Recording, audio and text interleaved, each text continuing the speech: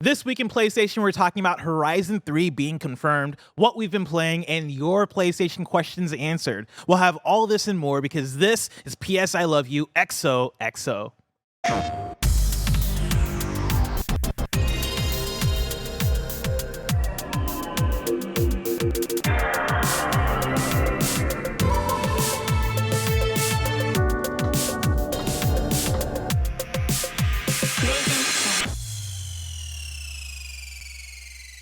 Yo, what's up? I'm Blessing, that's Janet, that's Barrett on the ones and twos, and this is PS I Love You XOXO, your weekly PlayStation podcast that you can watch live on patreon.com/KindaFunny or later on podcast services around the globe. Remember, you can use Epic Creator Code KindaFunny on all Epic Store and Epic in-game purchases like Rocket League and Fortnite to help support the channel. To be a part of the show, head to KindaFunny.com/PSILY to write in with your questions, PSN messages, and more. And remember, patreon.com/KindaFunny will get you the show ad-free, plus a bevy of bonus content. Thank you to our Patreon producers, Tripod Plus and Delaney Twining. Today we're brought to you by Rocket Money, but let's start with topic of the show. Tots. You threw me in for a loop. We're skipping PSN message because, of course, topic of the show this week, we're doing your PlayStation questions answered. Greg's not here. Me and Janet are chilling. We got kind of a chill week. Of course, we got big news in the confirmation of Horizon 3, but I figure why not save that for the weekly update for PlayStation and just kick it and talk about some audience questions, because we don't do that often enough, I don't think, on the show. Yeah, like I don't think we've done it before, right? But I don't think I was there when we did it, if we did. I think we might have done it like once in the era where Greg Miller was gone, when he was having a kid. I don't think so. No? Because I remember those episodes like pretty well, and I don't think it was in there. But either way, like I love a good listener question episode. Like there's some of my favorite things. Like I just enjoy how the topic will go in like any direction, or like the little things that'll spin off from it. It also gives us an idea of, what's on y'all's mind. Obviously, we have the show formatted to have the PSN message to get a little bit of that in every episode, but just to have one dedicated to it, I'm really excited for it. Yeah, and Greg talks about all the time when we have topics where we want you guys to write in for, where you guys are really good about writing in with thoughtful ideas and thoughtful comments and thoughtful questions, and so I can always count on y'all to write in and actually give us bangers to talk about. And sure enough, you guys did. I tweeted out this morning that we're gonna do a Q&A episode, and I put up the tweet asking you guys to write in, and you guys came through. There are so many questions, and I actually had a really fun time today compiling the most interesting and the most thoughtful ones, so me and Janet can talk about it. But before we even get there, I want to start off with my own question. Janet, right before this episode started, we were talking about the Game Awards Orchestra that's happening in June, and we were talking about like whether or not we're gonna go. I have my ticket already, but I've been debating on whether or not I'm gonna commit fully to it. But one of the things we talked about are the games that are gonna show up at the 10-year concert, and I want to read through the games that are showing up that they're gonna be playing in the orchestra, and then I want to ask you the question: if you could add one more game to the lineup to see live played by the Game Awards Orchestra, what game would you add? So the games we have already on the list are Arcane, Diablo, Elden Ring, Final Fantasy 16, God of War, Hades, Hogwarts Legacy, League of Legends, Marvel Spider-Man, Starfield, Star Wars Jedi, and The Last of Us. If you could add one more game, what game are you adding? I know it's a PlayStation podcast, but I gotta go with something Zelda. You take your pick, even if it's just Zelda Through the Ages and kind of a compilation of a bunch of different things. I think if not that, I don't think you mentioned Final Fantasy. And while I already kind of got my fill There's of 16. Final Fantasy, there's 16. Okay, Yeah. cool. Because Final Fantasy is another, Which is weird because it's not out yet, but I'll take it. Yeah, but it's like I can kind of see that being there. But yeah, I think they're both in similar camps for me. And the only time I've seen, like, have you done any like live video game music shows before? Like, have you gone to any orchestras before? A few weeks ago, actually, for GDC, there was an orchestra playing at the Academy. I always want to call it the Academy of Sciences. That's not it. The Barrett, what's the one downtown, or is it Golden Gate Park? The one that has like the nightlife. Botanical Garden? I mean, the Academy of Sciences is the one in Golden Gate. Wait, no, yeah, you're right. It is the Academy of Sciences. So yeah, the Academy of Sciences had their nightlife event at GDC, and they had an orchestra playing outside, and that was fun. They only had like 3 different games though, and I want to say it was Final Fantasy, Zelda, and I forget the third franchise. We actually left before the third game, but it was chill. It was cool. Yeah, I think Zelda has the grandiosity that I'd love to see via an orchestra, because they have, I think, the combination of space for complexity and also just iconic music from the general history, and I feel like that combination is a really good one to have. Like the only one I've gone to personally is the Final Fantasy one that just happened. I think it's called Distant Worlds, because I'm seeing Omega Buster in the chat mentioning that concert as well. And yeah, I really loved that, and I don't even like, I've only played like one Final Fantasy game, and I kind of just pulled up like, I like music, I like games, yeah sure, let's go, like it's a cool opportunity, and I was like super moved by it. So part of me does want to go to attend it just to see like what it's like, especially because it's, I wouldn't say it's totally rare to have a show like this, but just typically when you do see orchestras, again, it's touring with a specific franchise at a given time. You don't always see like these kind of larger compilations. Obviously, Game Awards is kind of known for having music incorporated throughout the show, but to have one that's dedicated, I feel like it's going to be super fun. And the people that put together those shows too always work like super hard to get together the practicing and the music, because typically it's not something that those musicians are playing that often. So when they do get into it, they're like really grinding to get it perfect. So I feel like the level is going to be really high for it if I do end up attending. I don't know. I did see it, past my email, and I'm like, do I want to go up, and kind of want to go to more of these things? We'll see. If y'all pull up, I'm more inclined to go, which y'all should come through to pull up, because, why not? I mean, in that case, I'll definitely keep you in the loop, because that would be an actual reason for me to go if I'm going to actually see people that I know. For me, bring up Nintendo is a good point, because I look through and there's not one Nintendo game in there. So like I could see a Mario or a Zelda. Keeping it on the PlayStation side, you mentioned Final Fantasy. I think Final Fantasy 7 in particular would be dope to have here. Like it's cool that they have 16, right? A game that's not out yet. But when I think about Final Fantasy and soundtrack, I'm thinking about Final Fantasy 7. I think it'd be dope to have Sephiroth's theme. I think it'd be dope to have the battle theme. I think that stuff works really well in a live orchestra. I also think about what was the one I had in mind? Oh, Nier. I think Nier would be my go-to, right? I think Nier Automata for me, and Nier Replicant for that matter, have some of the best soundtracks I've ever heard, especially if you're looking for something orchestral and you're looking for something that involves choir. The soundtrack in Nier is absolutely beautiful, and is one that I would love to see live. And then I had one more, but I can't. Oh, Undertale. I'd love Undertale to show up. I think that'd be a fun one for a live orchestra. Bonkers. Like the complexity in the Undertale soundtrack is immense. Like I think on that note too, you think of other like iconic iconic games for soundtrack. There's of course, on the indie side, like Celeste would be an incredible one. Chicory. Chicory would be fun one too. But like I'm thinking too, I have like the sheet music for Celeste, like the piano sheet music, and like, man, I'm so far away from being able to play the easiest song in there, because there's like so much going on. There's so much, I think, fun with pacing too in that soundtrack, and I feel like that's something, the more I start to learn the ins and out of music and orchestration and the sort of the work and the theory that goes behind it, the more I kind of appreciate what you can get out of an orchestra. That being said, with something like Celeste, where so much of it is open to interpretation in terms of the pacing of the songs, like it does a lot, like a lot of the notes in that sheet music are, I forget the name for it, but basically means like out of time or like slow to like whatever time you want. So you can play a lot there, and that really is where orchestration and having like a good conductor comes in, with like having your own flavor to a composition. So I feel like that one would be really fun. And honestly, I'd be kind of down for Horizon. I feel like Horizon doesn't have the most fire soundtrack, but I do like the main theme. Like I sing the main theme is great. Like I sing that shit badly all the time in my house, and I'm like, it'd be nice to hear it done well instead of just me being like, anyway, you nailed it there. I heard it. I heard it in the menu just now.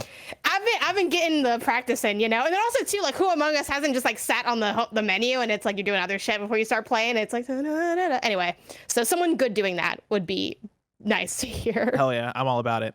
All right, to start off with topic of the show, again, we're doing your questions answered. I want to start off with a question from Rolando Zuniga, who writes into kindafunny.com/PSILY, just like you can, and says, what are the top 5 underrated PS5 games to check out?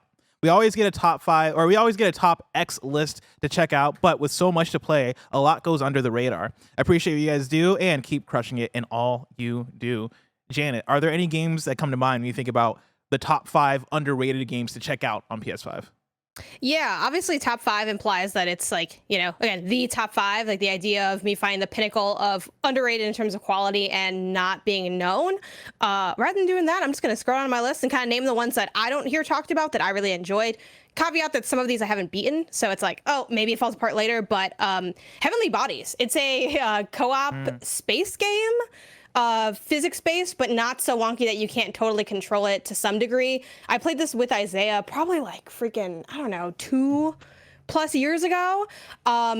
I think the art is really charming, and just like what you're doing, maneuvering around the ship and kind of having these different objectives. You know, if you're watching the video version, Barrett has the gameplay, the trailer stuff pulled up. There's a lot of fun with movement in it, and it's kind of got like this puzzly aspect to it too, where you're like problem solving, but also like tackling these objectives. So I really like that one. Kind of again, I'm trying to think of ones that are not as well known, so it isn't just like, oh, it's the title that we always talk about but not enough people played. But honestly, I kind of really vibe with Solar Ash as well. Again, I'm a lot of kind of spacey, whimsical vibes, but I enjoy that game for, which maybe I should have saved this for like what game is just okay that you really like, but I just really like skating around and moving in that game. I feel like it has a beauty to it that you can get kind of lost in, and that's personally how I approach playing that one. So, you know, that one comes to mind. You know, you and I always talk about Hot Wheels Unleashed again. Oh, that's a really good one. Pretty known title. Like, I do want to try to find like more of the in the weeds ones that y'all maybe haven't heard about, but Hot Wheels Unleashed, I feel like went by and never really got as appreciated as it should have been. And there are flaws in that game. I do think it's a little too difficult, and then the easy is like a little too easy. So I think that I would love to see the difficulty a little bit more fine-tuned or more nuance in there. But I mean, striking, fun, challenging, interesting races. Like it controls really well. I think it really manages the arcadiness with needing to have some skill level to get through it. You know, of course, you and I always talk about Operation Tango. Yep. That'd be my third pick. Again, that one, I feel like if y'all have been listening to the show, you know Operation Tango, but I feel like not enough people have check that out. And the more we get these kind of bigger, I guess like marketing, like more attention, co-op games, the more I look back at Operation Tango and think about how much it nailed it. You know what I mean? And like 100%. I love Escape Academy as well, but Operation Tango, like, it's like, that keeps me up at night. It's weird because like Operation Tango is one where when I think about my time playing it, I sometimes think about like, oh yeah, well, it was a small game, like, you know, it didn't have like the biggest production behind it. But then I think about my time playing that game with Yami and like having like our back and forth and us doing different things at the same time. And I've not been able to recapture that feeling of playing Operation Tango since, even in a game like Escape Academy, which I really enjoy Escape Academy. Operation Tango, I think, had something to it, just in the fact that it was designed to be played online, and you and your co-op partner looking at different things, doing entirely different activities that are interacting with each other at the same time. I think Operation Tango nailed that on a different level that I've not really seen a lot of games get as right. Yeah, I think it's because it's so prescriptive, yet like it opens up a lot of opportunity for communication and by extension miscommunication, while also giving you like interesting tasks to do, where it's not like you're simply, I mean, a lot of the puzzles are like, tell me what you see here, you know, it is relaying information, but it doesn't feel like you're totally just waiting to input information. And again, some puzzles are a little bit more like, you tell me that it looks like a sun and I put the thing in the dial or whatever. But so often you're doing something else. I think too, it's unique in that it was almost impossible for me to really know what Isaiah was doing when I was playing. You know, and you play two roles, you can flip them. But there were times where there were puzzles I'd encounter, and I'm like, I'm telling you information. We're getting through the puzzle. We're doing it. I have no idea what you're looking at. I'm just kind of going with it. There's a little bit of, I think, trust and levity to that. That's really fun. And the last two I'll shout out are Little Nightmares 2. Again, I feel like indie sequels often get swept under the rug. I think this improved on everything the first one did. Super fun, really spooky. Story's a little bit not my favorite. I just feel like it's a little vague, but I really love that game. I feel like it came out and no one really talked about it, but I, stand that really hard when the year it came out. And then Maquette as well. I do think it gets a little bit of flack for not being as interesting as other puzzle perspective games, but I think it's still really good, and I enjoyed the story quite a bit, and I think it does story better than, not better than most games, but most of the games of that type, but it had a more direct emotional layer to the story, while usually, something like Superliminal, it's like there is a story, but it's kind of like you're just in a weird spot. Maquette was very much like a like a It's more grounded perspective. and relatable. Yes, it's a perspective puzzle game about relationships. And I think there was something beautiful in both the presentation and the kind of diorama quaintness to it, and also the idea of what is it like to meet someone, fall in love, and have that relationship evolve, and maybe to a degree also fall apart, and how can that be sort of represented through space, and how does space evoke a sense of time for you, you know? And I feel like it doesn't get enough credit for doing that. I think there was something so cool and intimate about that, and I think it's so challenging to create that level of intimacy in a puzzle game. So those are my 5 underrated games that I'd like to highlight. But what about you? What do you got? I already see your list, and I got some I'm ready to co-sign, so I'm excited to hear what you got. Yeah, firstly, I hope we never stop seeing puzzle games like Maquette, because for me that's one of my low key favorite genres, like the first person weird perspective Yes. puzzle games where, you know, like you take a key, you put it somewhere, and all of a sudden it's a different size, or like you have to line up things based on how you're looking at them. Like I'm talking about Maquette, I'm talking about Superliminal, I'm talking about Manifold Garden. There was one Viewfinder's Anti-Chamber. coming out soon. Viewfinder's coming out soon. I think that's gonna be the next up, and I'm hoping that it hits even more than the ones that I just mentioned, because I think a lot of these games have the tendency to come and go because none of them have that staying power that Portal does. Like I think Portal was the early one to come out and be like, damn, this game nailed what it was going for completely. And the concept of it, the idea of it is so smart, and it works so perfectly that it's entirely impossible to top Portal. But I love seeing other people, other developers figure out their own takes, their own spins on it. And yeah, I love seeing a game like Maquette be like, cool, let's do this, but let's add an emotional angle, and let's add in this story about relationships and actually make it this thing that is very heartwarming. And so shout out to Maquette. The games that I have here, because I wrote mine down. First off, the Pathless. You know, you mentioned Solar Ash, and shout out to Solar Ash. The Pathless is like kind of like my Solar Ash, where I played Solar Ash, and the whole time I was like, okay, this is cool, but it's no Pathless to me. Like Pathless was the one that I played, and I was like, oh, this is it. Of course, this was a PlayStation 5 launch title. It's one of my favorite launch titles from the PS5, if not probably my favorite launch title if I sit down and really think about it.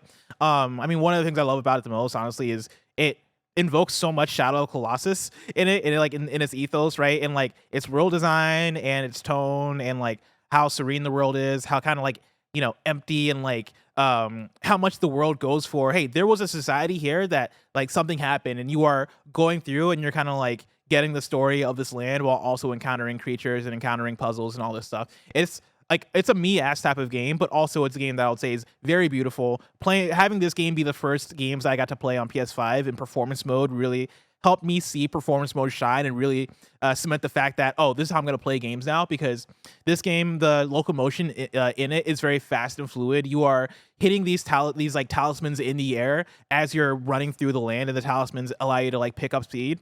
And playing that way, and also having the fluidity of 60 FPS and all the tech stuff that goes behind it, and like also how cool the visuals and the art style looks, right? How high contrast and how colorful everything is, really hit with me. I was like, dude, this game is fantastic, and more people should be talking about it, and I still feel that. So shout out to the Pathless. Another one that I talk about in terms of an underrated game is The Forgotten City. I talk about it a lot, and I have talked about it a lot since the game came out, but man, like, you want to talk about a game that brought me back to the things I really like about the Bethesda RPGs, while also being this concise narrative story that, you know, is also kind of this detective tale. We are talking to all the characters, trying to figure out what the routines are. The whole premise of it, of course, is that like you end up in this, you know, weird world that is like you're in the Forgotten City. You're in this kind of like fallen kingdom where people can't really make it out, and you come across like it's a Roman city stuck in time. Yeah, that's a good way to put it, right? Yeah, like a Roman city stuck in time, and then you come across the golden rule, which is essentially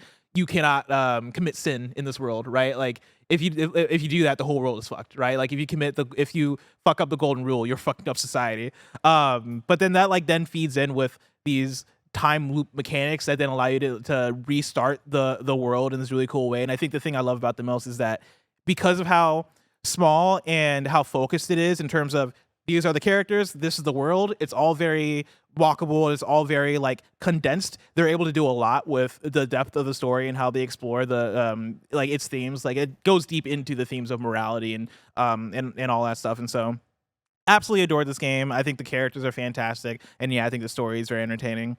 So shout out to Forgotten City. Near Replicant is my third one.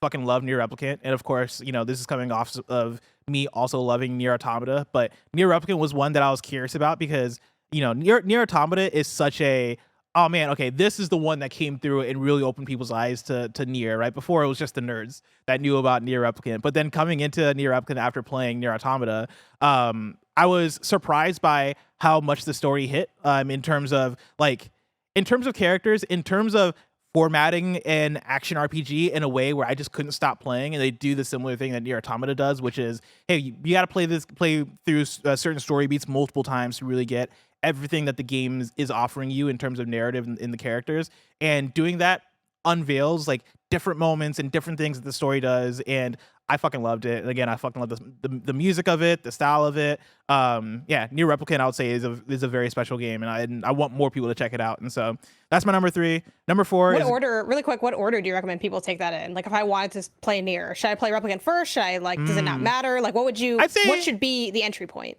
It's funny because Nier Replicant takes place technically before Nier Automata, but I would say check out Nier Automata first. Like I still put Nier Automata above Nier Replicant in terms of which I like better. And also Nier Automata I think is probably just easier to get into, right? Like Sure. I think the mechs of Nier Automata are really cool. I think the world building and the story stuff there is a bit more engaging. So I think Nier Automata might be easier to get into. And then once you get around to Nier Replicant, I think having Nier Automata set the stage eases you into to Nier 100%, Replicant. because especially with like the lore that's introduced in Automata, and granted, I've beaten neither of these games. Like both of these games should be extremely my shit, especially with like how much Replicant feels like Ocarina of Time in a lot of specific ways. But yeah, from what I remember of like they're in the same world, but like they're so far apart, it doesn't really matter. But I would agree with Bless, just like the setting of Automata, I think is a little bit more interesting for people to get into, and then if you're interested in the lore and the backstory of this world,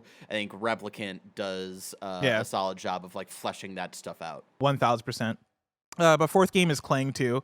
Clang 2, it's funny, I was just playing this game last night. It's such a this is a game that found its way in my email. I saw it through a press email about like a year or so ago, and I was like, what is Clang 2? And I read the description, and the description was like, hey, Clang 2 is a rhythm action game that like features like this cool weird neon world. I'm like, this seems dope as hell. And I started playing, and I was like, this is fucking dope as hell. It's basically a rhythm game, and you're playing this game with 2 buttons pretty much, right? Like you're using your analog stick to rotate around the cursor, and then you're pressing square to then like keep up with the rhythm aspects. And when you look at it, it kind of looks like a 2D action platformer, but it plays completely like a rhythm game. Like you're not really controlling the character. The character is just like going as the beat in the song is playing. But it's like super fast, super fun, dope ass music, dope ass visuals, and it's a short game. Like I beat this in the span of what, like 3 hours or so. It's a pretty concise game, but I had a really fun time with it. And so if you're somebody who's just looking for a rhythm game and you're like, oh, I want some dope music, I want to get into the rhythm, Clang 2 for sure. And then of course, shout out Sackboy: A Big Adventure. This is one that I feel like me and you talk about all the time now, but when you're talking about the launch lineup of the PS5, it's one that gets dismissed a lot as a launch game, and I'm like, no, man, this is a real good 3D platformer. Like Sackboy: A Big Adventure has the stuff. I really love the music levels. I really love I love the shift in general, right? Because they're going for a Mario 3D World style game, and I think I would say they find their own identity with it, and they find their own flow with it, and make it their own in a way that I appreciate. So shout out to Sackboy: A Big Adventure. And then a bonus one I'll throw out there is Prey. It's not a PS5 game. It's technically a PS4 game. And if anything, I would also say like play this one on Xbox Series X because of the FPS boost. But it's a game that I would say is super underrated that I wish more people would talk about because this game is fucking rad. When I played it last year, maybe it was about 2 years ago, I was blown away. I was like, dude, this game is way better than y'all give it credit for. Of course, an Arcane game from Arcane Austin, who's about to put out Redfall, but I'll leave XCast to talk about all that. But yeah, Prey is dope as hell, and so if you have the time, definitely pick it up and play it, even on PlayStation 5 if you want to. Yeah, I've been meaning to. I'm a little bit intimidated because it's a little scary, right? Yes, it is. It's very scary. That's Honestly. Scary. No, it's very scary. Tormenting to the point that I couldn't keep playing because the idea of the mimics is just absolutely awful. Yeah, I really want to try it out though. Everyone says it's like hot fire. Like I've been hearing about it since it came out, about how, but also oddly enough, like it's one of those games that gets a lot of love, but one of the reasons is the same reason you're mentioning it now, which is like it's still not loved enough. You know what I mean? Like people Yeah, that love y'all it ain't really loving it enough. like to. Yeah, like the people that love it are championing it, so that's why I know about it. But it definitely is like kind of didn't really get as much of its due as I think it could have, except for like the I don't know. The deep cut content. Yeah. Like I'm sure Waypoint was like hyping this game up. You know what I mean? Like it was Yeah, that kind that's of the thing title. is this is an arcane game that is for people who fucking love arcane games. Like it is everything you want out of that type of game in this cool sci-fi horror setting. And yeah, like the mimics are like if you're somehow not familiar with like the premise of Prey, right? Like you're in the space station and like you're playing like this first person stealth / shooter kind of game, right? Think like something like Dishonored. But the enemies in the game, the mimics, are basically able to enter different objects in the world. So you'll just be hanging out in a room and you'll look at a cup and you're like, oh, what's up with that cup? That cup is kind of moving, kind of weird. And why is that cup moving? And then like out from it hops out a mimic that you'll then fight. It's fucking awesome. It's fucking great. And then yeah, there's like just so many immersive sim elements. You can really choose and dictate the way you play, right? Whether you want to like double down on certain types of abilities versus other abilities. There's a lot of choice. And yeah, like I think anybody or everybody should check out Prey.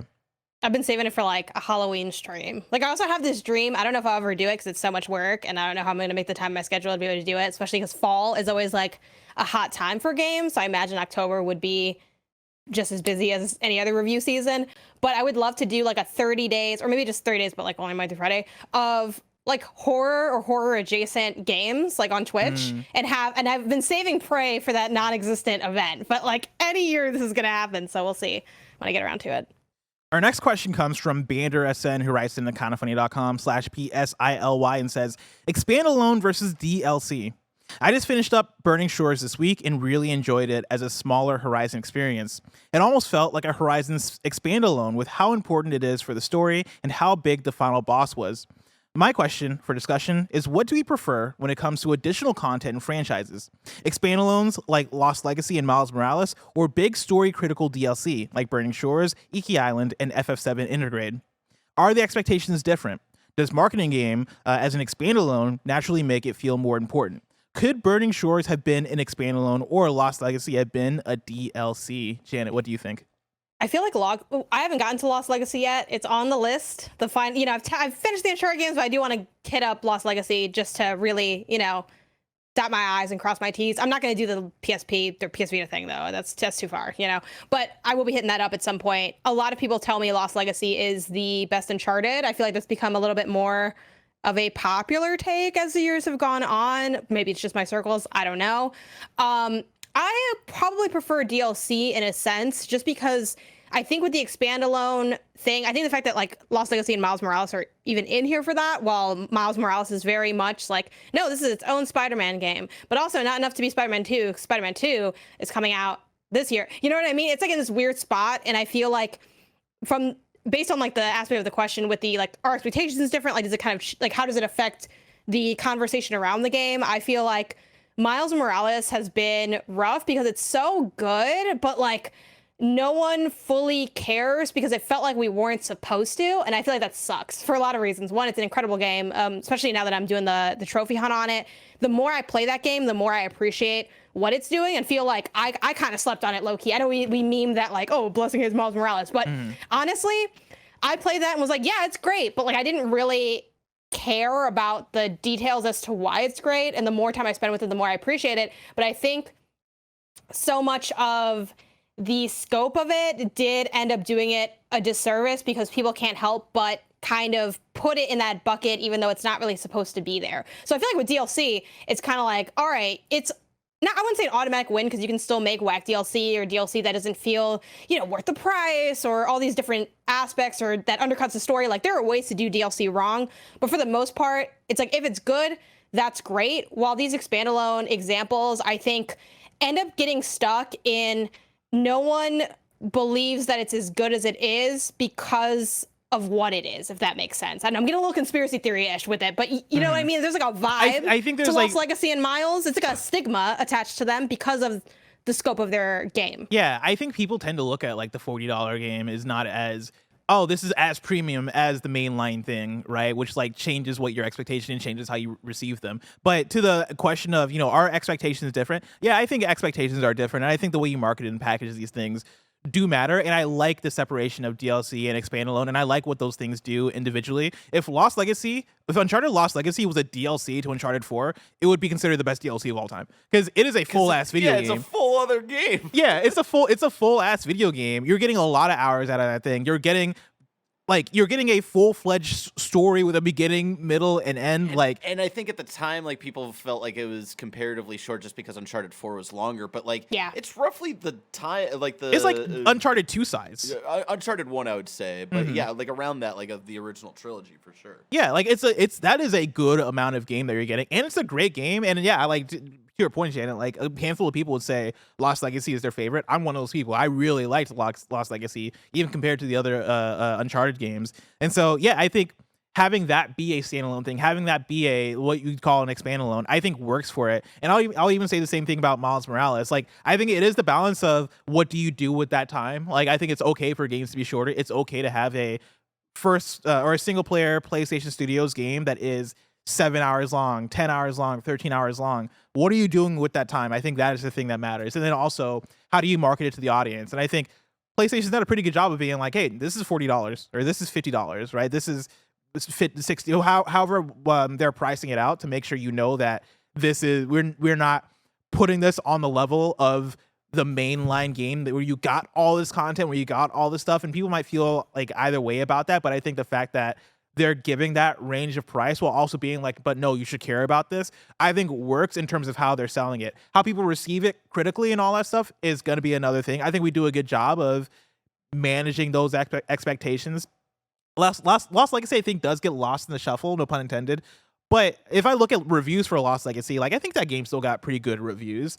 Maybe not as high as Uncharted 4, but I think that, again, comes with, you know, the amount of content, the amount of game we're getting out of Uncharted 4 versus Lost Legacy. It came in a busy year, too. That was 2017, from what I remember. So that was, you know, we're in the middle of Breath of the Wild and anticipating Mario and all that stuff. So, and on the flip side, for Horizon, right, I'm coming off of Horizon Forbidden West Burning Shores, and I really enjoyed it. If that was an expand-alone, if that was a standalone game and PlayStation's like, hey, pay $50 or like pay like a standalone price for this video game that you're getting separate from Horizon, I'd be disappointed in it because it's mechanically and in terms of how the game functions, it is completely Horizon Forbidden West because it's DLC, right? Like, in terms of new content, you're getting new story content, you're getting a new area, you're getting new quests, you're getting like 1 or 2 new enemies, right? In terms of machines that you're fighting, and then you're getting like, of course, the human enemies, but like, it plays and functions as DLC because it is more closer to the base game that it's based out of.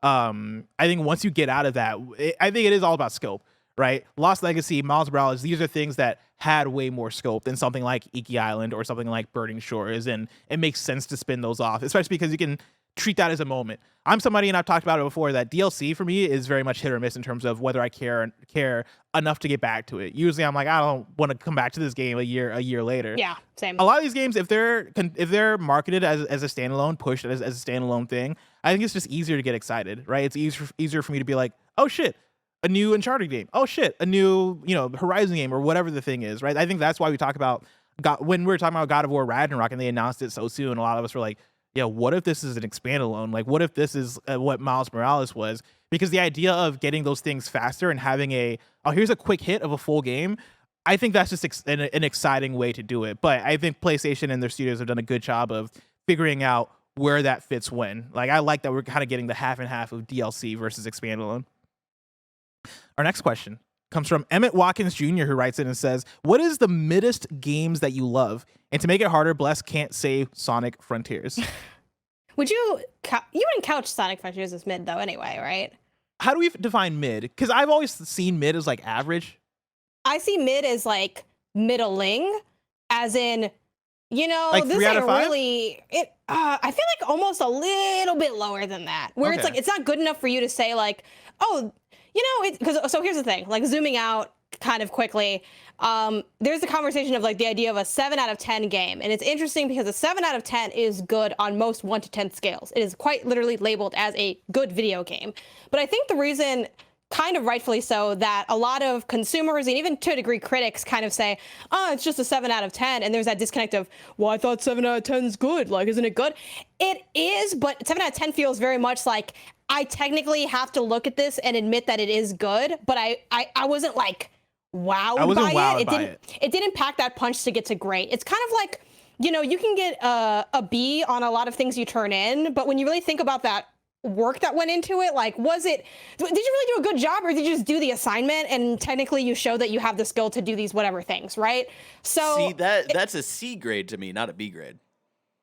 But you're the teacher, so that's. I think the line's fine though, because I think, and that's why you see a lot of those games that are 7 out of 10 games might have a couple 6s in there. You know, some people are like, this isn't good. It's just okay. So I think it just sort of depends. You know what I mean? Like, but that's why I think there is that association with 7 out of 10 being kind of like whatever, because it's like you're barely good, I guess. If I really have to like put you somewhere, maybe I would put you somewhere else depending on the critic or whatever. So back to the question of what is mid, I feel like mid is like, I could see why someone would give this like it might be why someone could give it like a 5 or a 6. It's like a 5 or a 6. I would say I feel I think a little Gotham bit Knights of is that. mid, where it's not bad. Well, actually, it's kind of bad. I don't know, but it's like it's something that's like, oh, this is, I don't know. It's weird because it's mid as fuck. Like, for right? me, for me, there's a context to Sonic Frontiers where I can see why somebody would give it a 6 or even a 5, right? Like, I might disagree with a 5, but I can see how somebody would get there. But because of what Sonic has been, for me, Sonic Frontiers is a step forward, right? It's a step in the right direction. And so I wouldn't call it mid based on what Sonic has been. I'd be like, oh yeah, no, this is great. But if I was comparing Sonic Frontiers to like a 10 out of 10 game, then I'd be like, oh yeah, it's mid, right? It's kind of a weird thing. I think I didn't play a lot of Sonic Frontiers, but from what I played, I wouldn't say it's, I probably would give it like, you know, like a 6 out of 10 or something. It's not quite mid, because I think it does too many things really well and too many things really badly to be mid. Because that's the other thing too. I feel like mid is like, it's not even that like you fucked up. It's just that like it didn't quite come together. So now I'm actually questioning what I wrote down here, because when I first thought of a mid game I thought of Serial Cleaners, because that's a game that critically I would maybe say is like a 6 out of 10. Like, it's okay, but I fuck with that game so heavy. But then I'm like, maybe it should be lower than that. So then I'm thinking Clive and Wrench, but I'm like, Clive and Wrench is kind of low-key bad. So maybe it's hard to find like that perfect middle ground of those. But those are the two that I kind of throw out there for, you know, Serial Cleaners I would say is more like a 6, and Clive and Wrench is probably like a 5. So like that kind of gives you a sense. But to dig into like why I love these games. So Serial Cleaners, again, I would couch that more as just okay. It is a game where you are a cleaning crew. It is the sequel to Serial Cleaner, and the sequel just has an S. It was, you know, mistakes were made. That's a terrible naming scheme. I know, mistakes are made, but, you know, take a walk with me, because I fuck with Serial Cleaners heavy. It's top-down stealth action where you are a group of cleaners and you clean up for the mob. So basically, like, you're going to these little rooms or like these buildings, and you're trying to evade like the cops and whoever else might like catch you cleaning up, because you're like going in, you're like cleaning up blood or you're destroying evidence. And there's something just really charming about, I think, the premise of it and just the act of kind of a basic stealth system. It's like, this stealth system's not going to wow anybody. It's kind of just getting the job done. But I enjoy walking around. There's a simplicity and a quaintness to Serial Cleaners. And also, I'm just a big fan of like cleaning in a video game, like the idea of a really rote, repetitive task. That's what Serial Cleaners kind of offers. And the different, I haven't beaten it yet, but the different like cleaners have different skill sets. So like one of them is like a graffiti artist, and they can like tag up a spot, and the cops will go to where they tag. So you're like walking around doing these different things, setting up like, you know, it's the kind of game where you're like, oh, click this, and the alarm will go, and then you're like loop around. And I think it has like a pretty nice save system throughout it too, where you're kind of slowly working. So what I really like about this is just the quaintness and the meticulousness, and it's kind of just a game that you can like sink into. And it does hit, the reason I thought of it for that mid thing is it is a game where you're kind of just going through the motions in a sense, but the motions I'm going through I really like. And then Clive and Wrench, this borders on bad. This is a mascot I have been dying to talk about this game, and I'm hoping to beat it so I can really give a full thought. This is a 3D platformer where you're playing as a rabbit and you have a wrench. So it's very much like Banjo-Kazooie energy, but the thing that sucks about this game is that it's just kind of like, it's like a little rough around the edges, and it's one of those things where it feels like you took a lot of ideas and you kind of just smattered them all together, and you're like, this is a a good time, right? And it's a good time for me because I fuck with platformers heavy. So like I'm spinning around. I think the mechanics are surprisingly deep with the fact that you can like jump and then you take your little like I don't know, you have like a monkey on your back, like he's your little buddy. You're a rabbit, you have a monkey. Like why are they together? Like again, lots of reasons this ends up becoming a middling experience. But you can like whip them and do a little like hover thing. You go into different areas. Like it's the kind of game where if you're not a platformer stan, you probably will really hate it and also feel like it's not quite well designed enough to pull off the jumps. But if you're a platformer stan and you're good at platformers, you're like, oh, I can get by on this. I can ride this out. So I like it for the hodgepodge of platforming mechanics and just the fact that a bad platformer is still kind of good to me because I fuck with the genre heavy. Again, I can acknowledge that's not a good game and I wouldn't like recommend it widespread. But if you're like me and you're plagued by the like the platforming thirst, because there's not a lot of platformers out there, I'm like, yeah.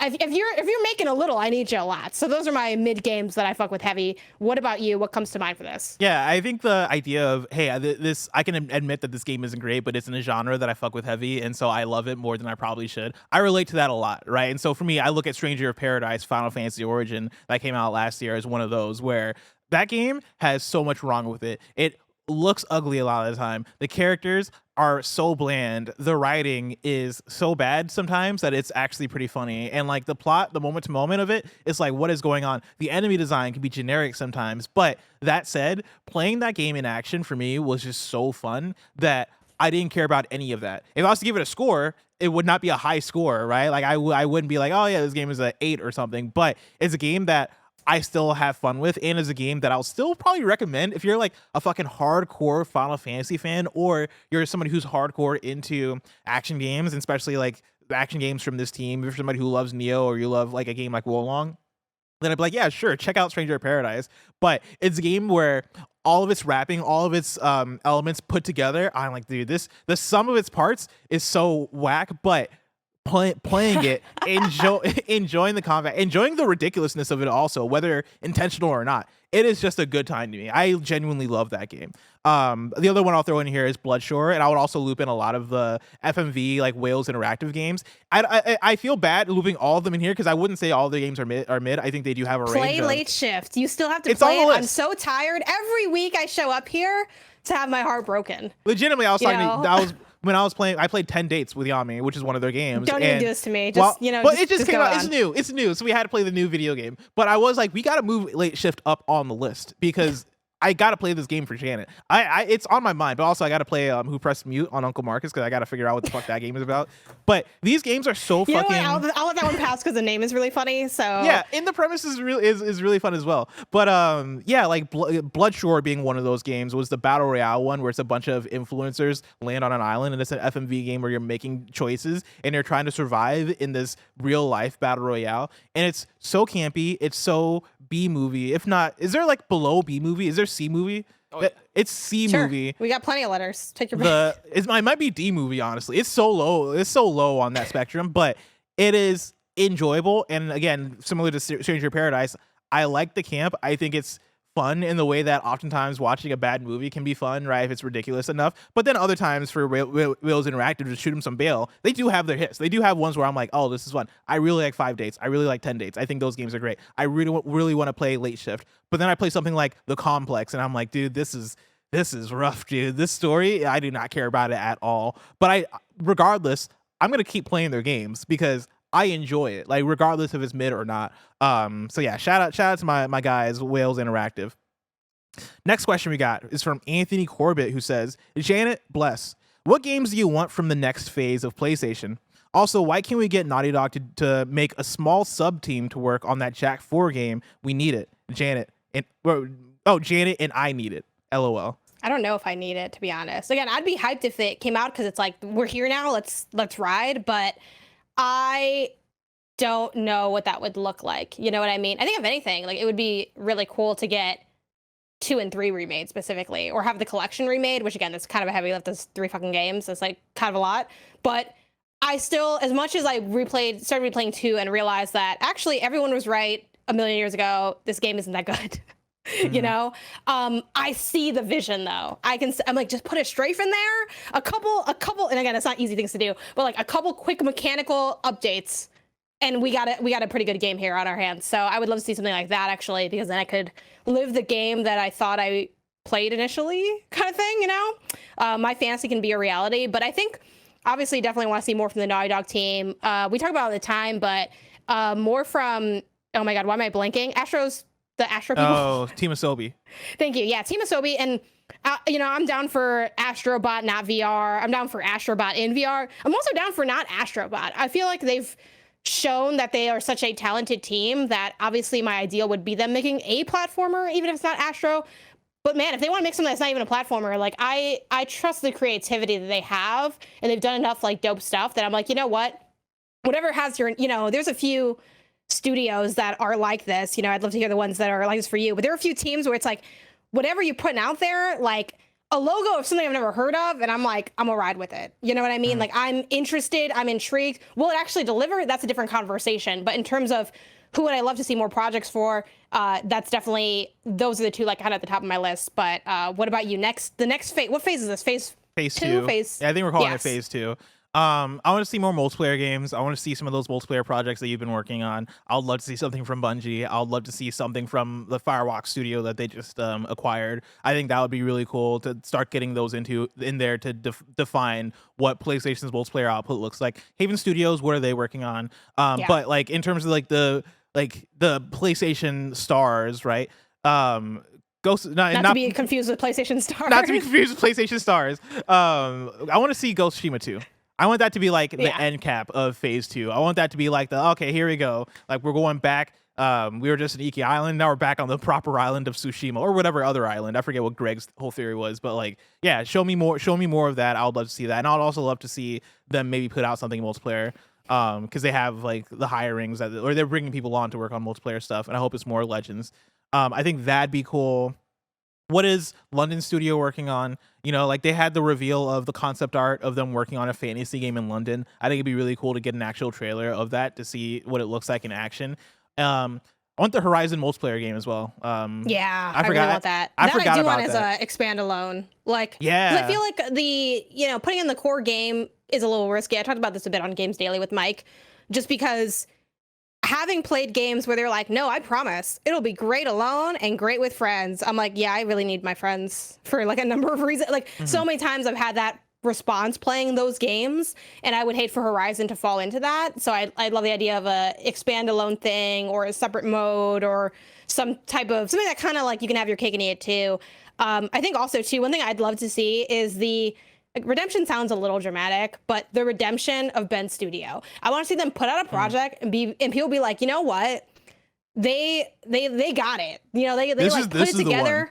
Yeah, like it doesn't have to be, to me like a 10 or even a 9. I think a really strong 8, something that really moves the studio from like a critical standpoint on the upward trajectory. Because again, they had a base with some of those elements in Days Gone, and I feel like while they're going to be working on something totally different, I believe that this team can make that level of a game, and I want to see it from them. And I think it'd be such a nice way to bring them more into the fold. And when we talk about who are the PlayStation stars, well, I don't see them ever quite reaching like that Naughty Dog, Santa Monica height.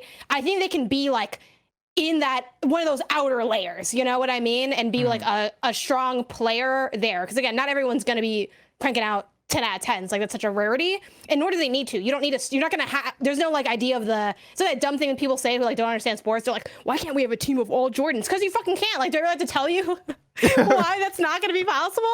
And that's fine. You don't need that. You need balance, diversity in creation and thought. And I feel like Days Gone can, not Days Gone, but Ben can help round that out for PlayStation. Jake Bakes Cakes writes in and says, hey y'all, at the end of the PS5 generation, will you be disappointed if the majority of PlayStation first-party published games are multiplayer games or sequels? For new single-player IP on PS4, we got Horizon, Ghost of Tsushima, Bloodborne, Until Dawn, The Last Guardian, Knack, Death Stranding, Dreams, Days Gone, and if you want to count it, Spider-Man. On PS5, we currently have Returnal, Destruction All-Stars, and eventually Wolverine. That's it for right now. Yet, we know a shit ton of sequels in multiplayer games. Let me know where you both stand. Thanks for all you do. You two are some of the best gaming has to offer. Jake Bakes Case, you're some of the best gaming has to offer. Thank you for writing that when Greg's not here. Oh yeah, 1000%. Yeah, no, Yeah, right? I appreciate that, Jake. I would say that maybe Jake Bake's case is the best some cakes have to offer. You think he's up there in the cake game? Like, I mean, he I mean, says your he's name, it's baking in the the cakes. name. It's in the name. yeah, I but hear like, the cakes were just good, but I have just to because assume cake is in your name doesn't mean you're like in the top 5. that you're caked up. No, you got cake in the name. Like you're probably, you're cooking in there, especially baking. Like bacon's tough. That's a science. Like, yeah. I love the idea that Like- Jake Bakes Cakes has like a podcast that's Cake I Love You XOXO, and like he is to cakes what we are to PlayStation. Yeah, the alternative universe. I'd write into the Jake Bakes Cakes extravaganza. Anyway, what do we just want? I wouldn't be. I think it's natural, right? Like it wouldn't make sense, as much as I love like new shit, it wouldn't make sense to have franchises like Horizon, Ghost, Blowout, all those like awesome titles, and just say, all right, the end. Let's walk away from this great world we've established and like start something new. I think it's natural at this point for them to have a little bit less in the way of new IP. I still definitely want to see it. I would love for us to get 1 or 2 on top of what we already have, new franchises that are at that kind of pedigree of the games mentioned, except for Knack, I guess, because no one really fucked with Knack except ironically. Wow. But yeah, I think it's natural for. Am I It's wrong? so harsh to Knack. Wait, you're not wrong. People That's often so say harsh. I'm mean, but they rarely say I'm wrong. Have you noticed that? It's something I've noticed. But yeah, I think it's natural progression. But what about you? Are you out here hoping that Knack 3 isn't coming down the pipeline, or? I hope Knack 3 doesn't come out. But when I think for me, I'll be more upset if we weren't getting, like, if we didn't get Horizon 2, if we weren't gonna get Ghost 2, if we weren't gonna get Death Stranding 2 is a whole different thing. But like, if we weren't getting sequels to all these things that they just established, I'd be like, what's going on? Why aren't we seeing the follow-ups to all these games that you like laid the groundwork for, right? Like, I think the PS4 generation for PlayStation Studios was about laying the groundwork, and now it's about following up and having these franchises be franchises and continuing, and while at the same time finding the new franchises to exist, right? Like, I don't think we're going to stop seeing new IP. I think, you mentioned Returnal. We got Returnal, right? We're going to get Wolverine. I imagine that, like, it'd be cool to see Housemarque possibly do another new IP. I don't think Returnal 2 is necessarily a given. I think you have room for that there. I think you have room for new IP and something in the multiplayer stuff, right? I know multiplayer maybe doesn't get as much excitement from the single player crowd in terms of new and exciting stuff, but I think there's room. We just talked about Ben Studio. I think it's reported. We know that Ben Studio is working on something new. Yeah. Or maybe Siphon Filter, who knows? But I would expect something new. I'd expect a new IP. There's gonna be room for that. There was a presentation where they were like sitting and they were like, we got something coming down the pipeline. Yeah. And, I vaguely remember that. So they're definitely they got something in the works for sure. We got a few more questions that we're going to go through. Let's do this question from Maverick0, who writes in and says, with Street Fighter 6 release coming in a few months, what crossover / guest characters would you like for them to add? I would love to see Kiryu Kazuma from Yakuza or Kyosuke from rival schools. This is all you. This is me? This is a you question. Yeah, take it away. All right. So first of all, I think it could be cool to see maybe a character, like a crossover character from like Marvel, right? Just to get like the Marvel versus Capcom energy in there. Marvel versus Capcom Infinite was such like a letdown for the audience. And so I think if you want to like win back hearts, maybe maybe save this for later on in the cycle when people wouldn't be weirded out by a fucking weird ass character entering the fray. But like Wolverine being added as a character in Street Fighter 6, I think that would bring back a lot of good faith in terms of, oh shit, Wolverine's back. Oh man, okay, like they're fucking with the X-Men characters. Let's fucking go. I can't wait to see what they do with Marvel vs. Capcom, the next one. I think that could be a way to lay that groundwork. And also, Wolverine is just a character that a lot of people love from Marvel vs. Capcom, so I think that could be fun. Berserker Barrage. Exactly. Yoshimitsu from Tekken, I think that could be a cool thing to return the favor. Of course, in Tekken 7, you had Akuma as the guest character from Street Fighter in Tekken 7. I think, to return the favor, Yoshimitsu is a character that you'll see make crossovers here and there. Like Yoshimitsu was also in Soul Calibur as well. And so, I think getting Yoshimitsu in Street Fighter would be entertaining and fun. And that's the kind of character that you don't already have in Street Fighter. Because I was also thinking like, okay, what if you got Jack in there? Or what if you got like, other Law or somebody? But Street Fighter already has so many bases covered in terms of the archetypes, and I don't think there's like a Yoshimitsu in Street Fighter, so I think that would be a fun one. And then my final answer for this one would be Axel Low from Guilty Gear Strive, and that's just personal. This is me playing favoritism. I fucking love that character in Guilty Gear Strive. And one also, I think having in like the Capcom Arc System Works connection could be exciting. I think that could be cool since Arc System Works is so big in fighting games, and they've been the ones that have been like carrying the scene on their back for like a lot of the cool technical 2D fighters, and to have like that make an appearance in Street Fighter could be really special. And Axel Low, I think in terms of the long range aspects of his moveset, would fit really well in Street Fighter. Like I would think of him as a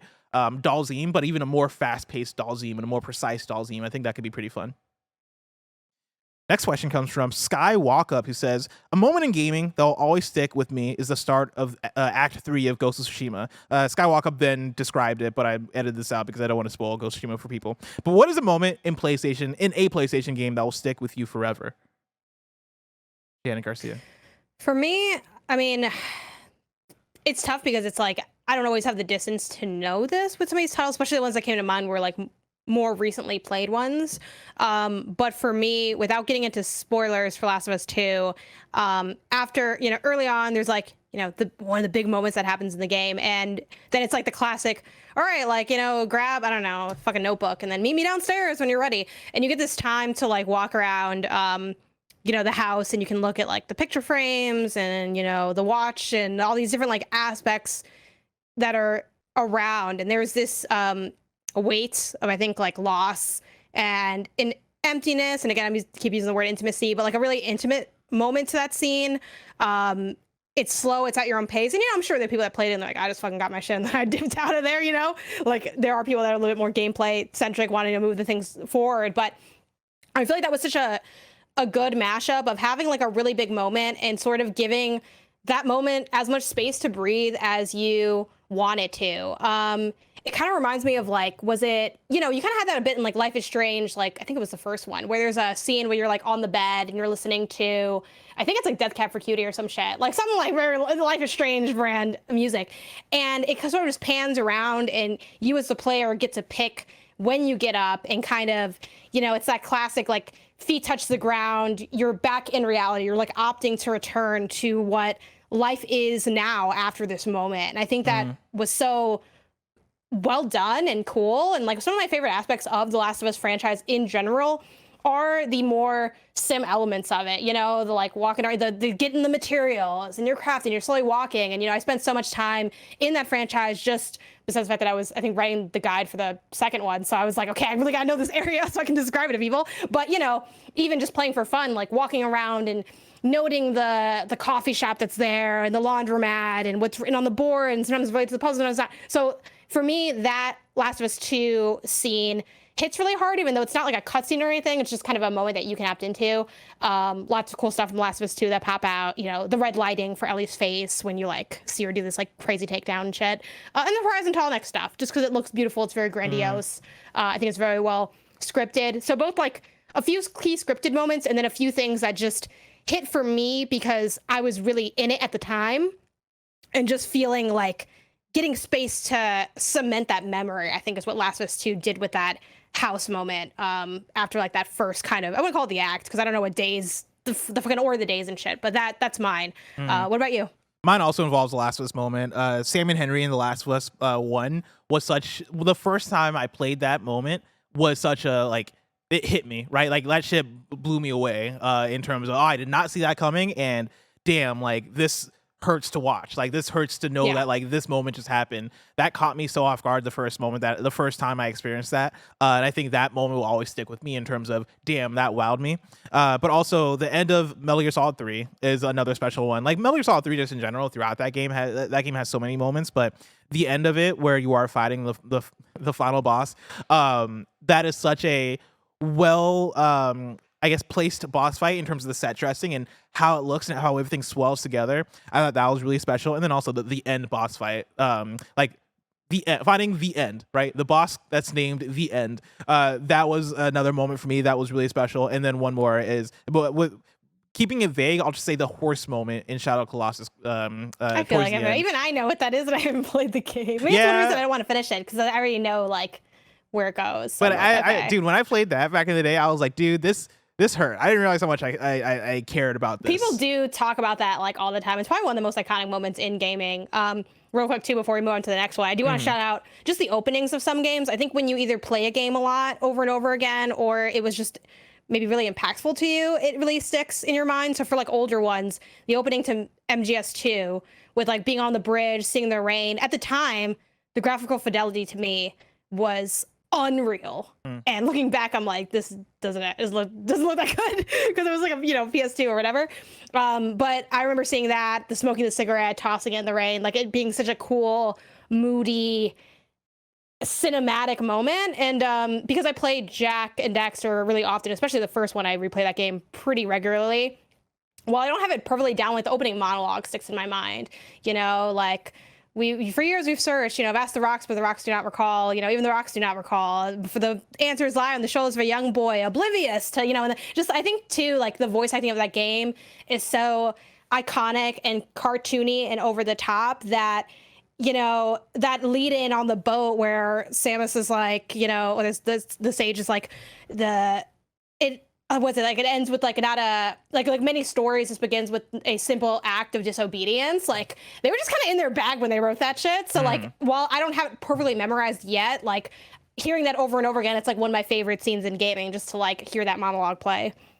Janet, I got 2 more questions I want to throw at you. But before we get there, I want to let people know about patreon.com/kindoffunnygames. Over on patreon.com/kindoffunnygames, you can go and get the show ad-free. And speaking of ads, let us tell you about our sponsors. Shout out to Honey for sponsoring this episode. Honey is the easy way to save when shopping on your iPhone or computer.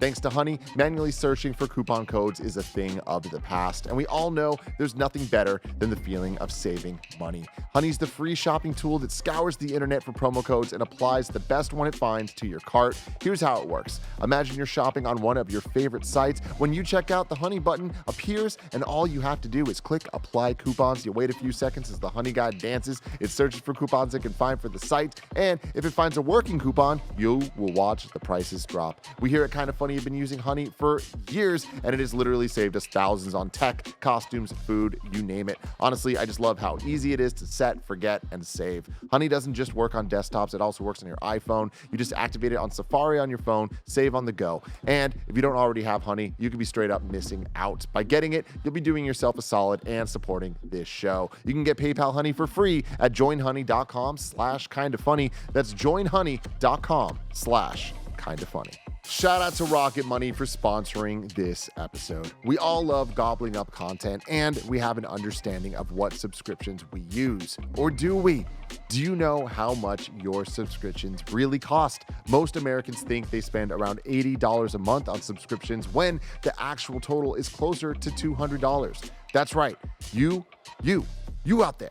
You could be wasting hundreds of dollars each month on subscriptions you don't even know about. Rocket Money is a personal finance app that finds and cancels your unwanted subscriptions. It monitors your spending and it helps you lower your bills, all in one place. Rocket Money has saved some of us here at Kinda Funny a ton of money, and it can help you too. Stop throwing away your money. Cancel unwanted subscriptions and manage your expenses the easy way by going to rocketmoney.com/kindafunny. That's rocketmoney.com/kindafunny. rocketmoney.com/kindafunny. All right, Janet, we're back. I want to do this question from David Robinson, who writes in to kindafunny.com/KFGD and says, what is a trope in games that you dislike, and how would you change it so that it's still a commonly used theme/mechanic, etc., but to your preference? Janet, is there a trope in games that you dislike? A mechanical trope, going underwater when you're not an underwater game. I think if you're not an underwater game, stay clear. You can have swimming because it's annoying to just like instant die. It feels very dated, but don't be all up in the water. It's only ever okay at best. Like Mario Odyssey, that's like one of the weaker areas. Horizon, I feel like it's not my favorite. Stealth kelp, what is that? I never bought it. They should stop selling it. But something that could accomplish the same thing. I don't know. I just don't go underwater. I'm trying to think of what does being underwater accomplish that you can't do on land. I guess maybe weaving through tunnels. Maybe have more air stuff. Let's fly a little bit more. Flying's like swimming of the sky. So Flying is the swimming of the sky. Yes. So I think we should take to the skies, Shouts to Tears of the Kingdom coming out. That's what Link's doing. He's taking those guys, and I think we should all follow him up there because that's where it's at. But like, what's your problem? Is your problem with the underwater stuff? Is that it's sluggish and controlling it can often be whack? Because like, does putting it in the sky fix that? I guess helps, yes, because I think it helps. Sky stuff can be faster, I guess. Yeah. Yeah, because I think there's a lot of issues with being underwater. It is more naturally sluggish, it's slower, and it usually feels like there's a layer of bad tedium. Because I think especially when you're going underwater, I think tedium has its place when it makes sense with what you're doing and when it's slightly on your own terms. So like when I discuss the tedium of The Last of Us that I really like, that's very opted in. You can kind of just quickly go and you don't have to look at the freaking fake Starbucks I have and all that. You do have to scavenge, but that's kind of it. Underwater, it's like you're stuck there. It's slow, like especially like in Horizon, like the combat doesn't really translate. I mean, they do have the which is in the trailer, so it's not a spoiler. The flying machine that can go under. Again, their solution. They're like, what if we flew underwater? And that's how they're just trying to gloss it over. So yeah, the water bird's definitely a good solution. I'm sure there's a narrative themes that I could think of, but I can't quite grab any off the top of my head. But mechanically, the water thing. Do you think there would be a hullabaloo if Horizon 3 didn't have underwater stuff? If they're like, oh man, this didn't work, we're just not gonna do it, and like the game comes out and people are like, wait, what about underwater? This game's a step back. I think they could keep. Obviously, there's an element of hunting that involves water because the fish are in the water, so you have to go there to get them. But there's also the caves. I was kind of fine with because you're sort of weaving and exploring. I guess you can leave the underwater caves in there. I didn't really have a big beef with that. Also, what's nice about the underwater caves is you'd be underwater, but then you'd get up to like actually battle things. And the idea of like a monster or a machine that can be in the water and then come on land is still cool. So there's still water in the world, but like, Horizon 1 had aspects of that, just not to the same degree. But the idea of like, I'm going deep in there and I'm trying to find this thing and whatever. And Horizon didn't dip too far into the water stuff, which is why I think it didn't like mess with the game, because often when you were in the water, they're like, and then we drain the town and it's all good and you're back on land because no one wants to be underwater. Let's just remove the whole thing and leave it to the wayside. But what about you? What would you nix and fix from gaming? One thing that's becoming a bigger and bigger pet peeve for me is drawn out onboarding. Like why when a game has a tutorial that takes forever to go through, right? And it is like it's not even you like ushering me through story stuff or just prompts on a screen where it is, all right, we're going to teach you how to play the game, and it forces you to do that. Or games that, I think now with like online like live service stuff or battle pass games, now you'll see a lot of games be like, all right, do these test matches like that'll teach you how to play the game before you get into the real thing. And I'm like, dude, I did a preview of this game 2 months ago, and this is a very specific use case, but like, I played this game at my friend's house 2 months ago. Like it could be something like that, right? Like I know how to play this game. I don't need to spend the first 40 minutes of me playing this thing, relearning how to play it, when all I want to do is sit down and immediately play with my friends. Like my friends will tell me this shit. Like I don't need to relearn how to play these games. I think any game that is thinking about doing that, like forced onboarding, should have a menu item in the main menu that just says tutorial. If I really want to sit and learn those mechanics, or if you're a single player game, make it part of the story. Make it part of like, give me the prompts the first time you want me to attack something that says square to attack. Like make it part of the experience. Don't halt my enjoyment because you want to make sure that I know something for sure. I think making that stuff more natural is way better, because I get more frustrated when I feel like my time is being wasted and the game is like, oh no, but here's how you pick up collectibles. Come over here. Press triangle. I agree, especially the multiplayer thing. Like I remember it wasn't as egregious, but us having the same thing when we played. What was that, like Arcadegeddon? Arcadegeddon, yeah. Yeah.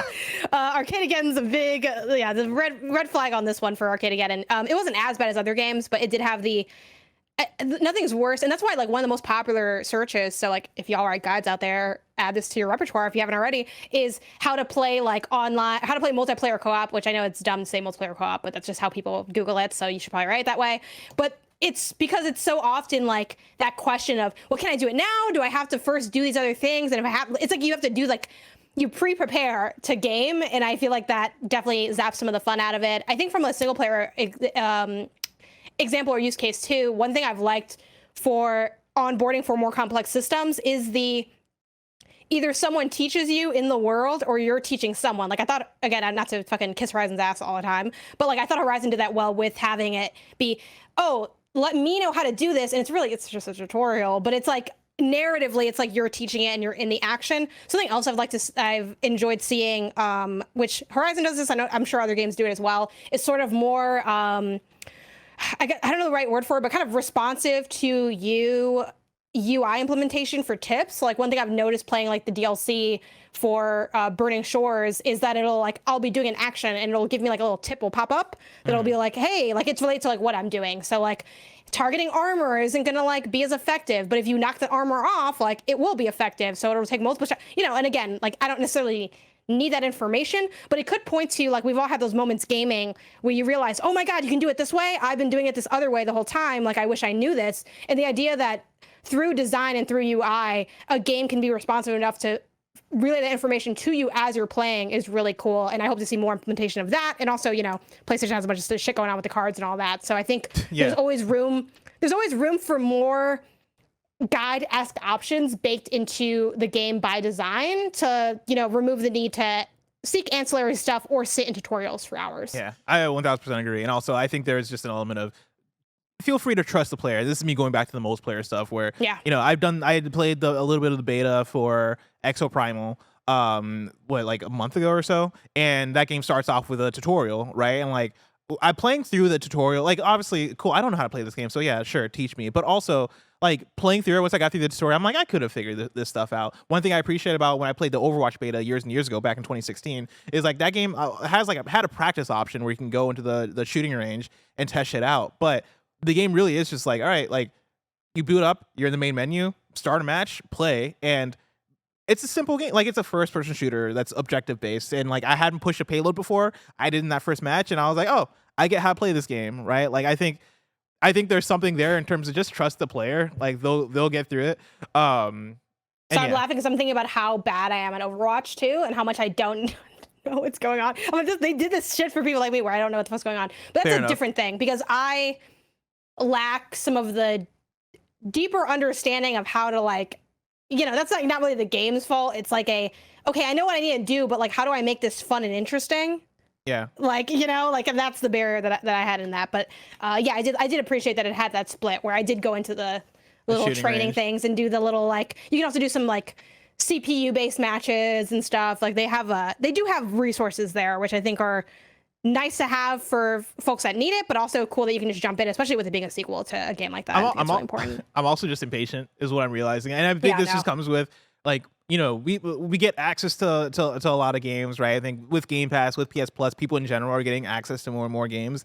If I've been waiting like 2 years for this game that I'm really looking forward to, and I'm like, dude, I can't wait to get my hands on the sticks and fucking bash some enemies' heads in, and I pick up the controller, and they're like, here's 30 minutes before you can do anything. I'm like, oh, God damn it. All right, fine. Like, I'll stick through the story stuff so I can, like, fucking fight this bokoblin that I want to fight. You know what I mean? But, hey, it is what it is. Janet, I got just one more question for you to close this thing out, and I wanted to end with a spicy question. This comes from Ro, who writes in and says, what do you think is the most overrated PlayStation game? Man, okay. I mean, maybe,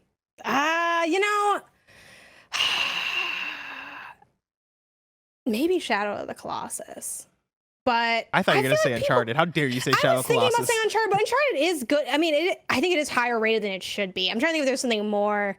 It might be Uncharted. I feel like it's such a boring answer because we've talked about that at length, but it might be just for the. But is the gap really that big?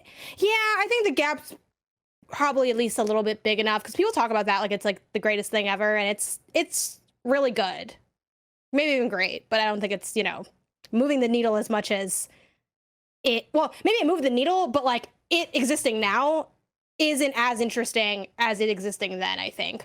But I'm trying to think if there's anything else that kind of falls into that category.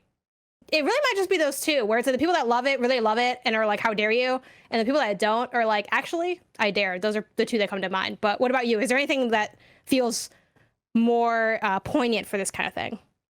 Not that comes to mind. Like, this is one I struggle with a little bit in terms of overrated, because I feel like it's kind of a loaded word in terms of, can something be overrated, right? Like, if a lot of people love it, then a lot of people love it, right? Like, it's more so I'm just in the minority of things. I think the original Uncharted trilogy a little bit. Like, I play through those games, and I'm like, these are great games, but they never struck me as I think that's a special. better way to zero in, because I do think four felt like Four we for finally me, got there. Yeah, four we convinced finally, me. Yes, like the idea is finally all clear. And I might still not maybe rate it quite as high as other people do, but 4 was like after 3 games, which, you know, that's how progress works. After 3, it's like we finally did what we were doing the whole time, but it actually like worked better, even though it is a bit too long, I think. But yeah, I would agree with that, with the main trilogy being the bigger answer to this rather than 4. And again, I haven't played Lost Legacy yet, but I heard it's really good. Part of me was considering doing God of War, but like I can't bring myself to say God of War. Like I think I love God of War, God of War right? is really good. Like I gave that game a 5 out of 5, and every time I think about the special moments of Ragnarok, I'm like, nah, I can't call it overrated. But I think God of War 2018, when I replayed that game, I was like, I might not love this game as much as I originally thought, but I still love it. You know, like when I go back the second time and I already know what's happening, I'm already like filled in on the story. The moment to moment gameplay of God of War for me doesn't strike me as special as I originally conceived. But like even going into Ragnarok, I still had some of those same things, but the overall package is so fucking good that like it still works for me. It still comes down as, no, this is still a masterpiece, and so I can't commit to God of War with that one. A slightly, I mean, it's not a deep cut because people know this fucking game, but just in terms of what you think of for overrated, Detroit Become Human, it might be overrated, you know, because I played this and I was like, this is so good, like it's so like beautiful, like the stuff they did with music in this game fucking hits super hard. They like had different composers for each of the characters, like it goes deep. But when you really look at it, it's like, it reminds me of that, there's like this like TikTok audio going around of like, now that I look at it, this bitch is kind of ugly. That's Detroit Become Human low key, because honestly, it's a really head ass story. Like it kind of reminds me of like, and I haven't rewatched Crash. Isn't that every David Cage game? Yeah, I was gonna say Heavy Rain is probably the real answer now that I think about it, because like I fucking loved Heavy Rain when I played it originally, and then like as time separates from it, I'm like, was that game good or was it just unique? This game's kind of like it's weird because like I do think, just purely in terms of like the choice mechanic and the way the narrative branches, incredible. There are some scenes here that I think are really amazing.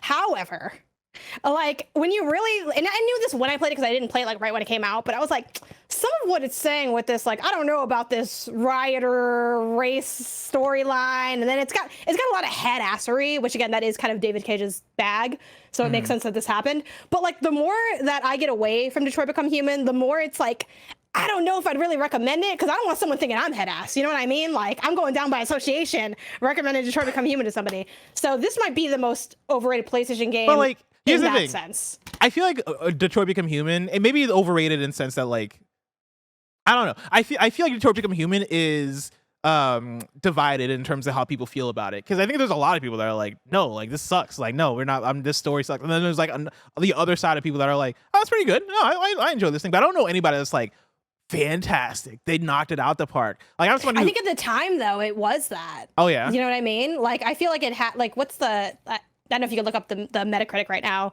on like what this sits at, but I feel like it sits pretty high, and I just think at the time it kind of reminds me of like, and I haven't rewatched this, but my brother told me that the movie Crash, he's like, you know how like when Crash came out, everyone was like, holy shit, like this changed how I think about society and race and all this stuff.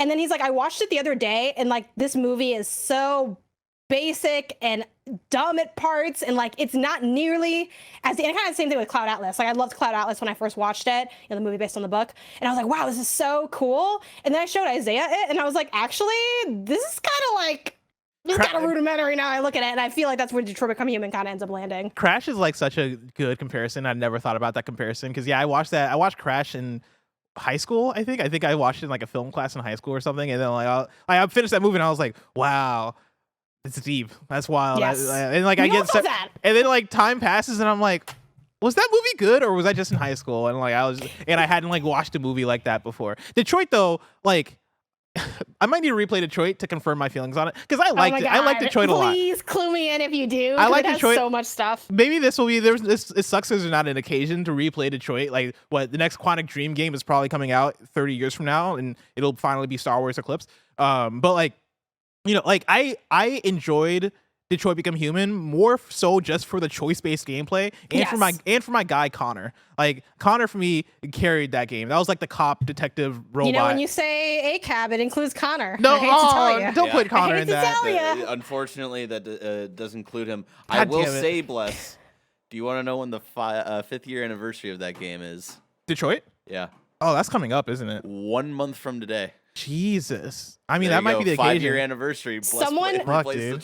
Someone fly me out or drive me out to SF because I really want to like just front to back. Let's just marathon this, knock this out, you and me, and dig into the weeds here because there's so much to unpack, and I've had no reason to unpack it. Also, shout out to Detroit coming out like the narratively, like when did this happen? It says Detroit 2038. So we're like not that far away from this being our reality. Just so you know, heads up, words to the wise. But Detroit Become Human is problematic fave for me. That's the thing. Yeah, that's the thing. Is like as I played that game, there were so many moments where I was like, "Oh, this is not good. Oh man, this is weird. Why are all these androids singing? Why are we doing a Martin Luther King march in this day? Like, and no, we should not be doing this." the android who's he's black, but he's not black because when you take off his skin, he's just a robot. Like, there's so much shit here. But then you get to then you get to my guy Connor, and he's just this cool dude. Well, he's a cop, I do fuck with Connor, but then I do fuck with Connor though. But like too, his gameplay is so fun, and I like his detective stuff, and he has a good spirit. One of the best moments in that game was like a Connor moment for me, which I don't want to spoil. Also, I don't even know if you saw that moment because we had different pathways. Anyway, so much. I'm down for the here replay to unpack. Yes. Oh my god. I just I'll tune in if I can't be there, but I feel like there's a lot within me for this game. This might be the most overrated PlayStation game. I don't know, but there we go. Detroit Become Human. Didn't expect to talk about that today, but I didn't think the topic of the show would be ending on Detroit Become Human, but here we are. Let's talk about this week in PlayStation. I want to talk about Horizon, right? What are our biggest desires for the future of Horizon?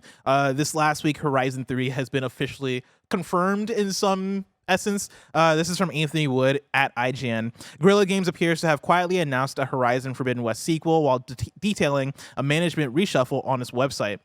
Quote, We have full confidence in our leadership as they steer Guerrilla towards a bright future, expanding the world of Horizon with Aloy's next adventure into our exciting online project. Read a post spotted by Eurogamer announcing the departure of veteran studio director Angie Smets.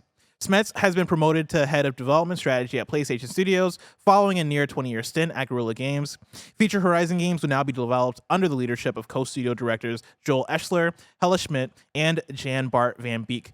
Janet, when you think about the future of Horizon, when you think about Horizon 3, what would you say is your one biggest desire for it? Ooh, man, to only have one. I guess I would say a more emotional angle for Aloy and her journey, which we've seen a little bit through Burning Shores. We kind of talked about that during the review where you kind of took us through, everything that kind of does and how it really builds on the base of Horizon Forbidden West. But yeah, I had a big list I went through with Mike on our episode of Games Daily when this story broke. So definitely check that out if you want me to go really in the weeds on like little mechanical things I want. But I think that's probably like the biggest gap that Horizon is kind of facing right now. And I already talked about my water issues earlier in the show, but what about you? What are you hoping for this next iteration? I'm hoping to see more of the spirit of what we got in Burning Shores in terms of characters, and like I loved Seika in Burning Shores so much. I want to see more characters like that, right? More characters that feel like they have this genuine connection with Aloy, and they're able to bounce back off of Aloy, and Aloy is able to kind of like have these equals that she's able to talk to in more interesting ways, right? Like I think that was such a great a great introduction of a character, and also like Burning Shores just added a lot in terms of what it looks like when you have a map that is built for the PS5, and then also you have this ability to fly through the map with the water wing, and like the way that they divided that map up for that I thought worked really well. So I think thinking about those elements, thinking about how you can switch things up from Horizon Forbidden West into Horizon 3 could be cool. But yeah, I also just don't want them to change a lot, weirdly enough. Like I enjoyed Horizon Forbidden West so much, and I think they have a bag here. I don't need them to turn the game into Breath of the Wild or anything too weird or crazy. Like I think give me more of what you've given me, and just iterate in ways that like look at the feedback you've gotten for Horizon Forbidden West, look at the feedback that you've gotten for the franchise, and tweak those things, polish those things up, and then round out the trilogy. For me, I'm good with that. Before we get out of here, I do want to shout out our PS Plus games. The PS Plus monthly games for May are Grid Legends, Chivalry 2, and Descenders. And then for a quick PlayStation picks, right? Let's talk about the drop this week. Picks. We got After Image for PS5 and PS4. We got Strayed Lights for PS5 and PS4. We got Kaizuna AI, Touch the Beat for PS4 and PSVR. We got Live Alive for PS5 and PS4. We got Monster Hunter Rise, Sunbreak for PS5 and PS4. And we got Star Wars Jedi Survivor for PS5. Of course, I've just been playing Star Wars Jedi Survivor for PlayStation picks. And so you should go check out the KindaFunny Games Cast where we do our full review of Jedi Survivor, where Greg gives it the official KindaFunny review score. And then we all give our thoughts on the game. But Janet, that's been it for PS I Love You XOXO. Remember, this has been the show, your weekly PlayStation podcast that you can watch live right here on patreon.com/KindaFunnyGames or later on podcast services around the globe. Until next time, it's been our pleasure to serve you.